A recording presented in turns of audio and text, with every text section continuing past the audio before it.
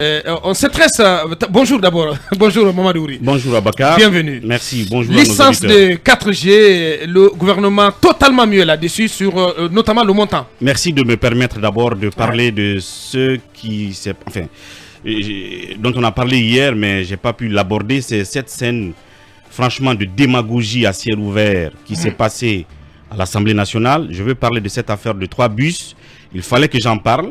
Parce que c'est tellement effarant de constater que le président de la transition actuelle ait dit qu'il faut dépersonnaliser, dépersonnifier, prenez ce que vous voulez comme concept, le pouvoir, et qu'aujourd'hui, qu'on revienne sur les mêmes mauvaises pratiques de démagogie, de flagornerie à ciel ouvert, et parce que justement, il a fallu que la présidence de la République sorte un communiqué tardif pour dire effectivement ces bus-là n'ont pas été achetés par Doumbouya, c'est des bus qui étaient déjà des acquis et donc qui étaient à la disposition de l'Assemblée et on devrait tout simplement, peut-être le responsable de la logistique de l'Assemblée, faire un compte rendu au nouveau président du CNT, à celui-là de les remettre officiellement au personnel ou de les affecter à un usage qui lui semblerait nécessaire. Ouais. Mais faire un gros montage autour et dire que voilà, c'est le président qui donne comme si ça sort de sa poche, ce sont les vieilles habitudes qui reviennent. Ouais. Donc ce genre de démagogie,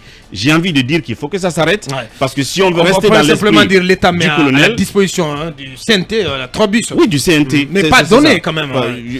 Franchement, c'est... On met à la disposition. C'est choquant. Parce que les mots ont leur sens. On leur place, absolument. C'est ce qui a été dit. Le président a donné comme si on allait les acheter comme à cette occasion. Comme si c'était une offrande ou une aumône. Voilà, alors que c'était là. Donc s'il n'y a pas d'archives, c'est comme ça qu'on va tromper l'opinion, qu'on va tromper le peuple. Et s'il n'y a pas les médias qui révèlent ce genre de choses, on manipule l'opinion. Bref, je voulais donc rappeler cette parenthèse-là. Ouais. En parlant de la téléphonie, effectivement, il y a ce communiqué laconique qui nous a été servi. Par la cellule de communication du gouvernement. Du gouvernement, à travers lequel il est dit que le ministère des Postes, des Télécommunications et de l'Économie numérique, représentant de l'État guinéen et le groupe MTN, par sa filiale MTN Guinée, ont signé la convention de la licence globale pour l'exploitation d'un réseau public de télécommunications de type 2G, 3G et 4G le vendredi 4 février 2020.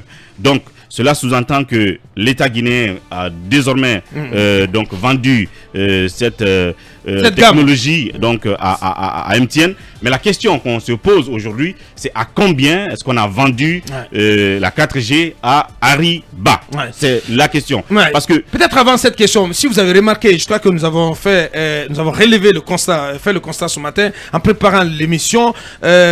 Vous l'avez rappelé, cette convention elle a été signée le vendredi dernier.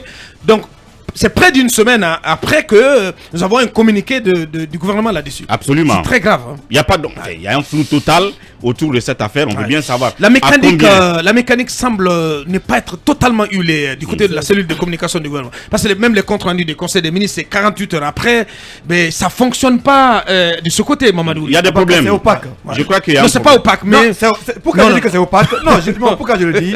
Rappelez-vous, lorsque la même opération s'est passée avec Orange. ARPT, avec Orange, notamment, il y a eu une grande communication là-dessus. Absolument. Mami Yabi à l'époque est allé jusqu'à dire le montant. C'était 90 millions de dollars. 90 millions. Et on a dit comment ce montant a été obtenu cette fois-ci. C'est pas le cas. C'est pourquoi je dis que c'est opaque. Dans une gestion publique, il faut rendre compte.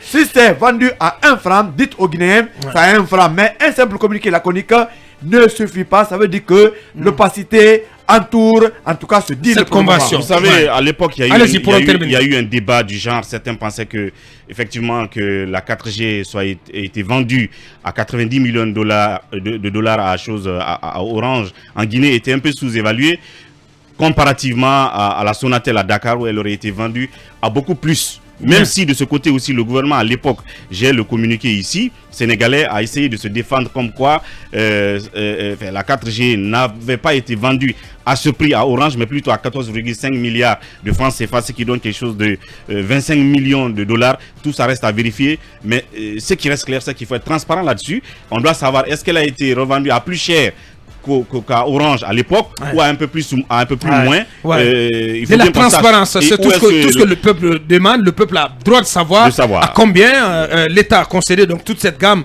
de la 2G, la 3G et de la 4G à MTN Guinée. C'est important. Et le service de communication de l'ARPT qui laisse à désirer. Non, mais il n'existe plus. C'est un service qui ne fonctionne pas. Alors là, il faut rappeler.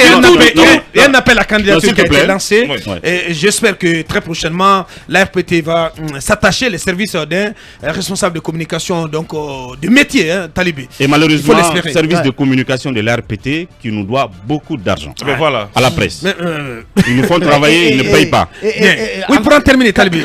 Quand vous prenez ce communiqué laconique du gouvernement, tombé des jours après donc la signature, il est laconique. Celui publié je crois par l'ARPT est suffisamment bavard, mais ne nous dit pas l'essentiel. C'est-à-dire le montant.